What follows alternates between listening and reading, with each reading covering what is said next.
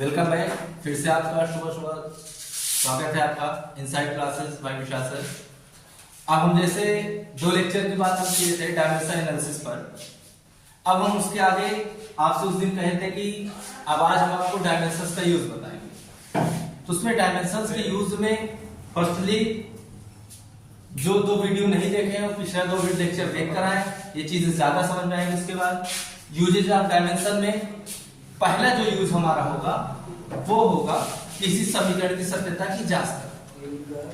इसके माध्यम से समीकरण सत्य है कि असत्य है, विधि से कैसे हम जानेंगे हम सत्य है असत्य। बहुत ही आसान सा प्रोसेस है, बहुत आसान सा मेथड है, लेकिन पिछला वीडियो आप जरूर देख कर आए तभी ज्यादा क्लियर होगा।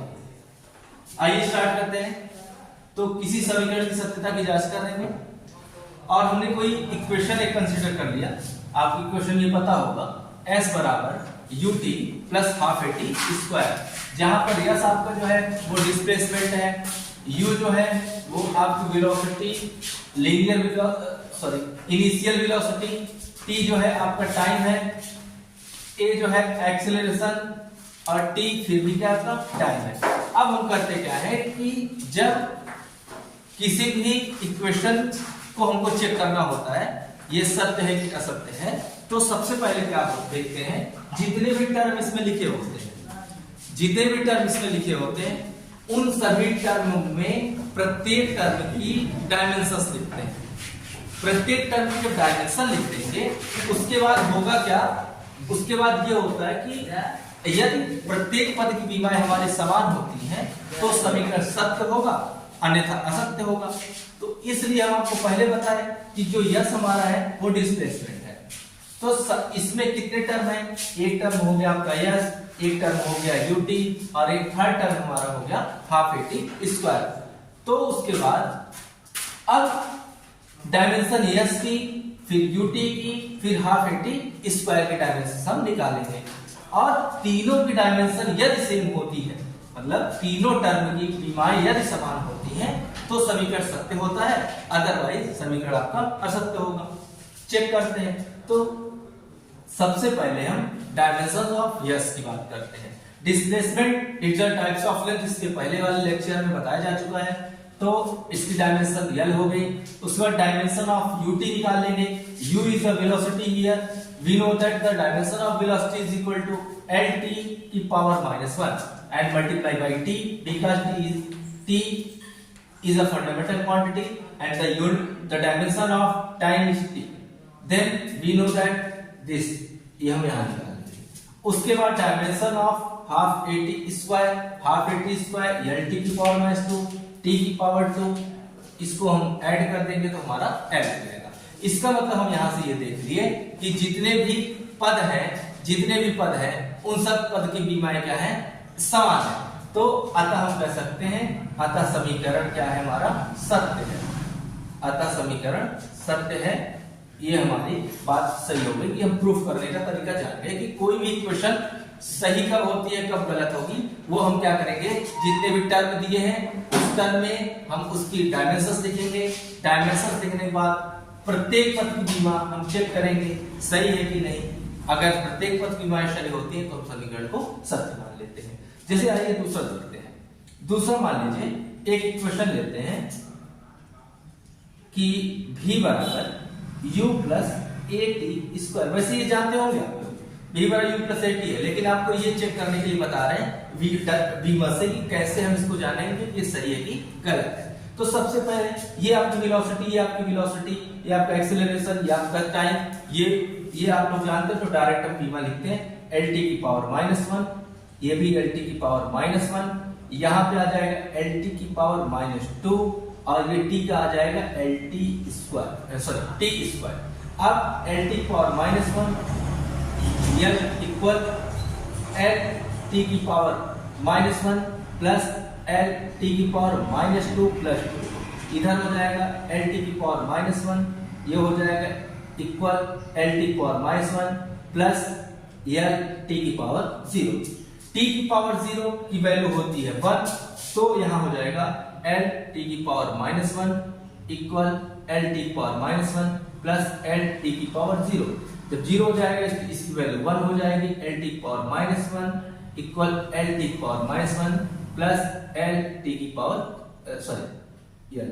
तो यहां हम देख रहे हैं कि दो पद तो हमारा समान है, लेकिन तीसरे पद की डायमेंशन सेम नहीं है, अतः ये कहते हैं ये इक्वेशन क्या है, असत्य है, अर्थात फॉल्स है। ये हमारा इक्वेशन ट्रू था और ये क्या हमारा फॉल्स है। तो इस तरीके से हम इसको चेक कर लेते हैं कौन सा इक्वेशन सही है, कौन सा इक्वेशन गलत है। फिर से आइए बताते हैं आपको कि जिस भी समीकरण की सत्यता की जांच करनी होती है, जिस भी इक्वेशन को चेक करना होता है डायमेंशन मेथड से ये सही है कि गलत है, उसमें सर्वप्रथम प्रोसीजर क्या करते हैं, वो ये करते हैं कि जितने भी टर्म होते हैं उस टर्म में प्रत्येक टर्म की हम डायमेंशन निकाल लेते हैं। डायमेंशन निकालने के बाद यदि प्रत्येक टर्म की डायमेंशन हमारी सही होती है तो हम समीकरण सत्य मानते हैं, और अगर उसमें से किसी भी प्रकार के टर्म की डायमेंशन सेम नहीं है, 2 या 3 4 5 जितने भी टर्म्स हो किसी भी इक्वेशन में, तो अगर 5 की मान लो 6 टर्म्स इक्वेशन में दी हुई हैं, यदि 5 की डायमेंशन सेम है, एक ही नहीं है, तो हम ये जान जाएंगे इक्वेशन क्या है, वो फॉल्स है। I hope you have understood. तो अब हम अगले टॉपिक की बात करते हैं। अगले टॉपिक में जब हम चर्चा करेंगे तो अगले टॉपिक में बच्चों हमारा ये होगा कि जो हमारा दूसरा यूज आएगा वो होता है कि सभी भौतिक राशियों के बीच संबंध स्थापित करने। भौतिक राशियों के मध्य संबंध स्थापित करना। आइए इसको देखते हैं। जैसे मान लो कोई ऑब्जेक्ट है, उस पर एक फोर्स काम कर रहा है, जिसको कहते हैं सेंट्रीपिटल फोर्स। अभिकेंद्र बल। अब सेंट्रीपिटल फोर्स क्या होता है, those force who is the act. अभिकेंद्र बल वह बल होता है जब कोई पिंड वृत्ताकार मार्ग पर गति कर रही होती है, तो वृत्त के केंद्र पर जो बल कार्य करता है उसे हम कहते हैं क्या, अभिकेंद्र बल। तो कह रहा है कि कोई सेंट्रीपिटल फोर्स है, वो मास पर डिपेंड कर रहा है, मास पर, और जब ऑब्जेक्ट जो है मूव कर रहा है सर्कुलर पाथ पर, तो इसकी वेलोसिटी पर डिपेंड कर रहा, और जब ये सर्कुलर पाथ होता है इसका रेडियस होता है, तो ये रेडियस पर डिपेंड कर रहा है। इसके बीच का रिलेशन क्या होगा, उसको डायमेंशन मेथड से प्रूफ कीजिए। तो बिल्कुल आसान है, हम मान लेते हैं कि यह जो डिपेंड कर रहा वो m की पावर a पर डिपेंड कर रहा, v की पावर b पर डिपेंड कर रहा, r की पावर c पर डिपेंड कर रहा। प्रोपोर्शनलिटी साइन को हटाने के लिए हम किसी कांस्टेंट का हम मल्टीप्लाई कर लेते हैं, इस कांस्टेंट को मान लेते हैं क्या, k। इक्वेशन नंबर 1 हो गई। अब देखो बच्चों, इसमें वही चीजें करनी है कि अब प्रत्येक पद की विमा लिख दीजिए, जितने भी टर्म्स है उसकी विमा लिख देते हैं। तो हम लिखते हैं दोनों पक्षों की विमा लिखने। जब दोनों पक्ष की विमा हम लिख देंगे, उसके बाद हम इसमें क्या कर लेंगे, कंपेयर कर लेंगे। देखते हैं इसका m l t की पावर -2, ये कांस्टेंट है कि की कोई डायमेंशन होती नहीं है, तो m हो जाएगा m की पावर है, l t की पावर -1 की power b, r l l की पावर c। अब m l t की पावर -2 इसको हम अलग अलग कर लें ताकि हमें हमारे लिए आसानी हो जाए कि हम कंपेयर आसानी से कर पाए। l की पावर b और t की पावर -b और l की पावर c। हम ये जानते हैं m l t की पावर -2, m की पावर a, ये l, इसका मतलब ये जुड़ जाएगा, हो जाएगा b प्लस c, और t की पावर आएगा -b। अब हम क्या कर लेते हैं, घातांकों की तुलना कर लेते हैं। घातांकों की तुलना करने पर अब जब तुलना करेंगे तो यहां देखते हैं, यहां तो m की पावर a है, यहां m की पावर कितनी है, 8 है, ये हो जाएगा a इक्वल क्या आ जाएगा 1। उसके बाद l की पावर यहां पर b प्लस c है, तो b प्लस c इक्वल यहां l की पावर 1 है, ये हो जाएगा 1। यहां t की पावर -b है, यहां हो जाएगा -b इक्वल हो जाएगा -2। अब यहां पर b की वैल्यू फाइंड आउट कर लेंगे तो आ जाएगा कितना, 2 हमारा आ जाएगा। अब b की वैल्यू ये जो 2 आई है और ये 1 आई, एक चीज और बचता है हमारा c। अब b की वैल्यू को हम यहां पर पुट कर देते हैं, तो तो 2 प्लस सी इक्वल आ गया 1, देन सी इक्वल कितना आ जाएगा 1 माइनस 2, देन सी इक्वल कितना आ गया हमारा -1। अब वैल्यू भैया हमारी ए बी सी की आ चुकी है। अब क्या करना है, अब बात ये करना है कि इसको पुट कैसे करेंगे। अब put the value of a b and c in equation 1, we get क्या प्राप्त करते हैं, we get f is equal to k m की पावर 1, v की पावर क्या आ जाएगा 2 और r की पावर क्या आ जाएगा -1। क्यों? क्योंकि a की पावर a की वैल्यू 1 आई है, b की वैल्यू 2 आई है, इसे पुट करते हैं और r की वैल्यू c की वैल्यू कितनी आई है -1। अब f इज इक्वल टू हो जाएगा m k m v square by r। हम प्रैक्टिकली ये देखते हैं कि k इक्वल क्या होता है 1, तो हमारा एक फार्मूला यहां से आ गया, इसके बीच का relation f is equal to m v square upon r, ये हमारा क्या है, इसके बीच का क्या है रिलेशन है। अब आसानी से आपको समझ में आ गया होगा। फिर से एक बार देख लेते हैं कि मान लेते हैं कि F जो सेंट्रीपिटल फोर्स है वो डिपेंड करता है m की पावर a पर, v की पावर b पर, r की पावर c पर। तो F इक्वल क्या हो जाएगा, प्रोपोर्शनलिटी साइन को रिमूव कर देंगे, k m की पावर a, v की पावर b, r की पावर c, इसको कंसीडर कर लिए question number 1। Right the dimension of both side, दोनों पक्षों की बीमा लिखने पर F फोर्स है m n t की पावर -1, कांस्टेंट कोई बीमा होती नहीं, m की पावर है, l t की पावर -1 की पावर b, l की पावर c, इसको अलग अलग कर लिए, ये पावर सेम होते हैं ऐड हो जाते हैं। अब comparison the powers on both side, दोनों पक्षों के घातांकों की तुलना करने पर m की पावर a है, यहाँ m की पावर 1 है, तो a इक्वल क्या हो गया 1, b प्लस c इक्वल क्या हो गया 1, माइनस b इक्वल क्या हो गया -2k, तो b इक्वल 2k, इसकी वैल्यू निकाल लेंगे, c की वैल्यू क्या हो जाएगी बच्चों -1।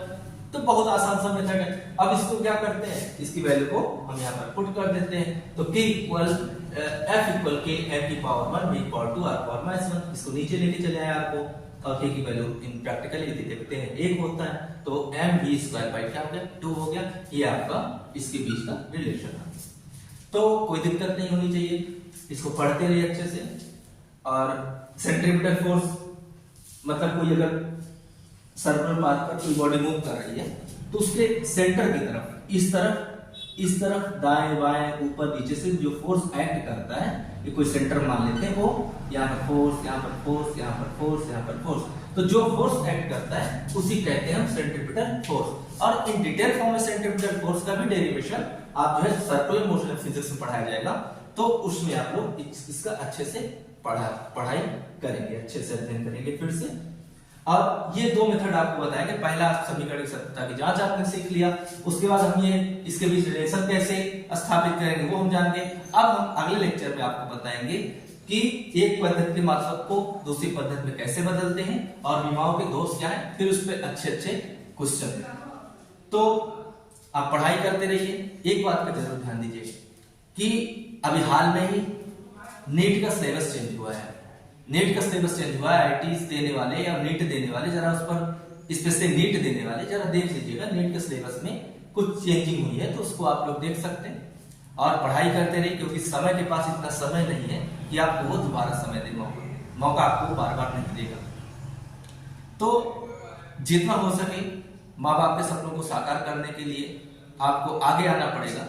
एक बात याद रखना, आप गरीब घर में पैदा हुए हैं, इसमें आपको कोई दोष नहीं है, लेकिन आप गरीब मरते हैं तो 100% आपका इसमें दोष होगा। आपका बचपना गरीबी में गुजरा है, कोई बात नहीं, सह लेंगे, लेकिन आपके माँ बाप का जो बुढ़ापा है वो गरीबी में नहीं गुजरना चाहिए। इसी को ध्यान में रखते हुए प्रेरित होइए और माँ बाप के सपनों को साकार कीजिए और एक ऐसी बुलंदियों पर पहुंचिए ताकि वहां से आपको लगे हमने भी जीवन में कुछ अर्जित किया है। ऑल द बेस्ट, मिलते हैं नेक्स्ट लेक्चर।